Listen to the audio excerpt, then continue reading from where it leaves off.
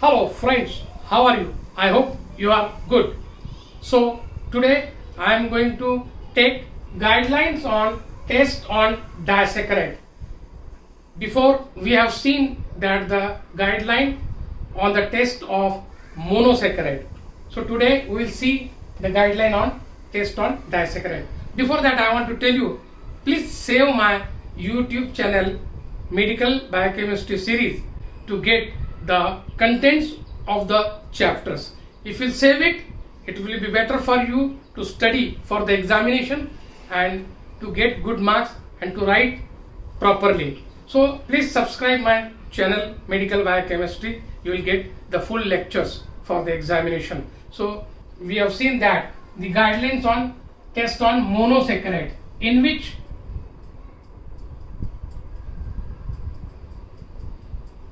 we have seen the test on glucose. First you must know the background, that what are reducing sugar and what are non-reducing sugar. So here you must know that the reducing sugars are glucose, fructose, lactose, maltose. So these are reducing sugars, in which we have seen the test on glucose and fructose. And today we are going to see test on sucrose, which is non-reducing sugar. Sucrose is nothing but it is a non-reducing sugar.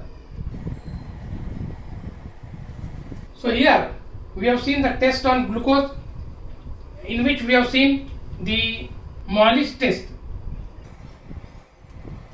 then Fehling's test, then Benedict test. In monosaccharide we have seen test on glucose, that is Mollis test, Fehling's test and Benedict test, and we have seen Selivinov's test, and this test is meant to detect the ketone sugar known as fructose. So you must know that all are the test belongs to reducing sugar. Now we will see the test on non-reducing sugar, that is sucrose. So today we will see the test on non-reducing sugar, sucrose. Sucrose is a non-reducing sugar. Why it is non-reducing? Reducing means we have already seen in the theory that the glucose molecules, they are connected with each other with the help of covalent bond, or known as glycosidic bond. So these two glucose molecules of maltose, for example, they are connected with each other with the help of glycosidic bond. The anomeric carbon is present in free form, whether it may be aldehyde or it may be ketone. So this anomeric carbon atom remains free in condition, therefore it can reduce. Means that if it is applied for the 5 ml of Benedict solution and glucose solution is added and boil it, then we get the red precipitation, and this red precipitation is nothing but it is in the principle it is cupric ions are converted to cuprous oxide. So this red precipitation gives the conversion of cupric ions to cuprous oxide. So this will be the principle of the reducing sugar, that is glucose, in the Benedict test or Fehling's test. Sucrose is a non-reducing sugar, in which we will see the procedure, observation and principle. Three different columns are there, in which test, observation and principle. So here in this test we will see, in a test tube 3 ml of sucrose is taken. So now you must know that how this sucrose solution is prepared. It is prepared in a conical flask. The salt of the sucrose powder is dissolved in the water and 3 ml of sucrose is taken in a test tube. In this we have to add few drops of concentrated HCl. What we are adding here? Few drops of concentrated HCl, means hydrochloric acid. So here we have to boil this for 2 minutes. Boil the test tube. After adding 3 ml of sucrose solution, few drops of concentrated HCl, boil it for 2 minutes. After boiling, we have to cool it. See, students must take precaution of this test because you are using here concentrated hydrochloric acid. So it is very dangerous. The double point is there. You are boiling for 2 minutes and HCl itself, it is concentrated one. So you have to take care about this. So you must know that after boiling you have to cool it. Cool the test tube. Cool it means, many people, I told you last time also that people just they go to the basin and they hold the test tube under the water. So this is not the way of cooling. Cool it means you have to keep it at room temperature. And after keeping this at room temperature, then you have to add sodium carbonate.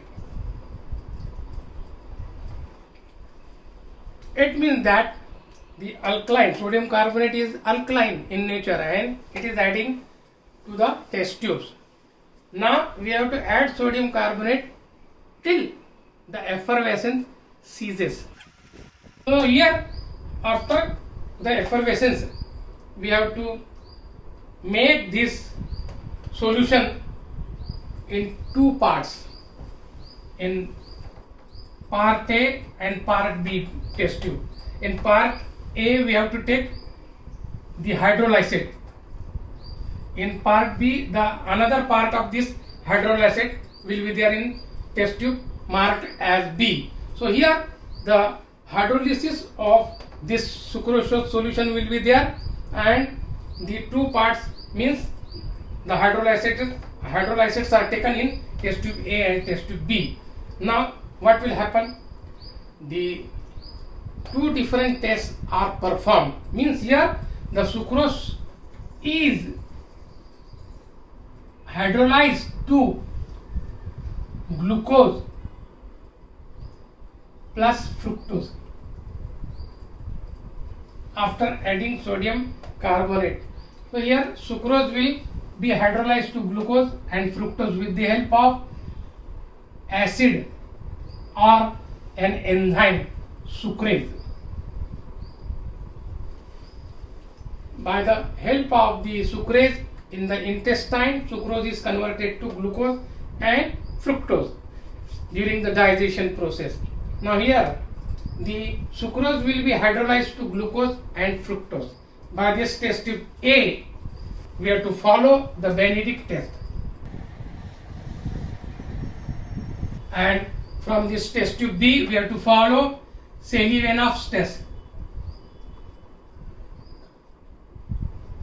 So this Benedict test is for this glucose and Seliwanoff's test is for fructose. Already I told you, Seliwanoff test is meant to distinguish between glucose and fructose, and it is totally meant for only fructose. So here the 2 different tests are carried out after the hydrolysis of sucrose.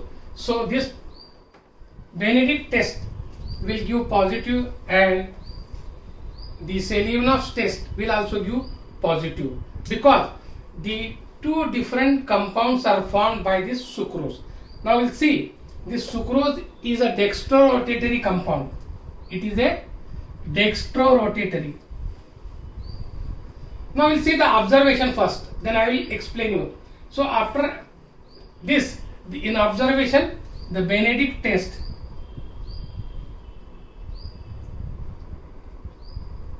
will be positive and Seliwanoff's test will be also positive.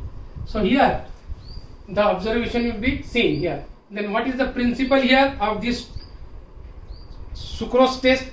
The sucrose test is also known as the inversion test. In this inversion test, we'll see the principle. When this sucrose is treated with HCl, concentrated HCl, what will happen? There will be the formation of furfural, and this furfural which is formed is condensed with resorcinol to give red pink color.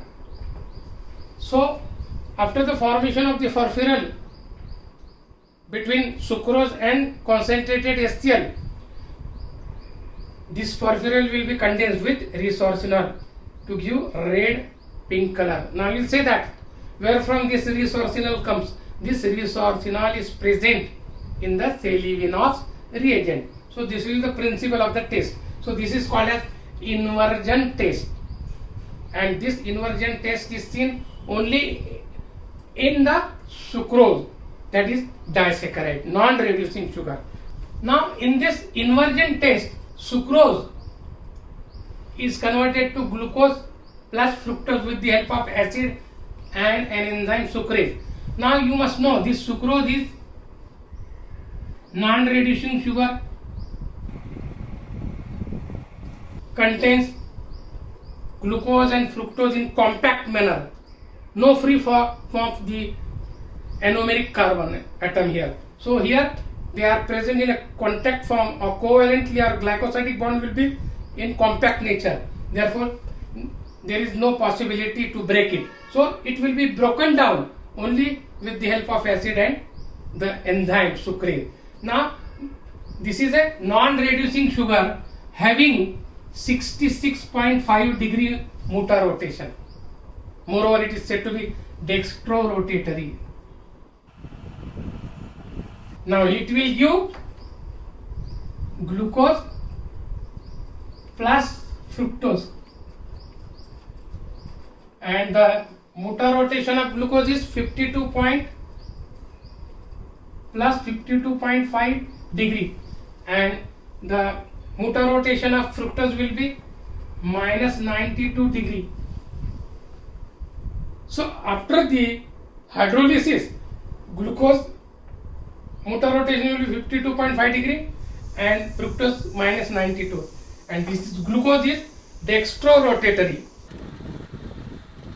What is dextrorotatory? We have already seen in the theory. Now and this fructose will be levorotatory.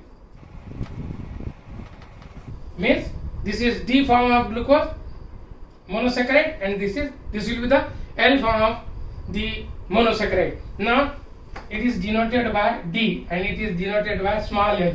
The dextrorotatory and levorotatory compounds are formed by the sucrose, which is non-reducing. Minus 92 degree Mutter rotation of this fructose is more than this glucose, 52.5. This glucose and fructose, they are called as invert sugar. They are called as invert sugar. The Mutter rotation of fructose is more than the glucose. Therefore, the rotation becomes revert. The rotation becomes revert. Therefore, the sucrose is said to be the invert sugar. It is said to be the invert sugar, and the process in which the rotation becomes reverse is said to be inversion test or inversion process. It is said to be inversion process. So in this manner the test is done, that is invert test, that is the test of sucrose. Now see, the osazone structures are not formed in sucrose. Why? Because sucrose is a non-reducing sugar. What is non-reducing sugar? Many times I have explained you. So therefore no osazone test is formed in the disaccharide, that is in the non-reducing sugar. But the another disaccharide known as maltose and lactose, they give the osazone test, and in this osazone test we have seen that the mixture of phenylhydrazine is taken, that one part of the phenylhydrazine and 2 parts of the sodium acetate mixture is performed there, and to this mixture glacial acetic acid is added, and these 3 things, phenylhydrazine, sodium acetate and the glacial acetic acid is said to be the oxazone mixture. This mixture is taken along with the glucose and it is boiled for 10 minutes on hot water bath, and after this we have to cool the test tube, means we have to keep the test tube at room temperature. Yellow crystals will form and the yellow crystal from the bottom of the test tube is taken on the glass slide, applied, cover slip is applied and observed under the microscope. So for maltose, lactose we have seen the powder puff oxazone structure is formed and the maltose will show the star shaped structure under the microscope. So these are the oxazone structure for the maltose and the lactose, but there will be no formation of oxazone structure in case of sucrose due to its nature as a non-reducing sugar. So only two tests are done for disaccharide, that is for sucrose, that is the inversion test and the oxazone test. You have to write in the examination if oxazone test is not positive, but you have to show to the examiner at the time of examination. He will see whether oxazone structure is formed or not. You have to take all these things which I have told you just now and you have to show the slide to the examiner. If no oxazone will be there, it will be correct for the sucrose. So here you must know inversion test and the oxazone test, which is not positive for sucrose, even though you have to perform it in the examination and show to the examiner. Then and then only the examiner will come to know that you have performed correctly. Otherwise, he will say that you are telling orally that oxazone test is negative for sucrose. You have to show him the slide. Thank you very much. If you like my lecture, share it, give comments and subscribe it. Thank you very much.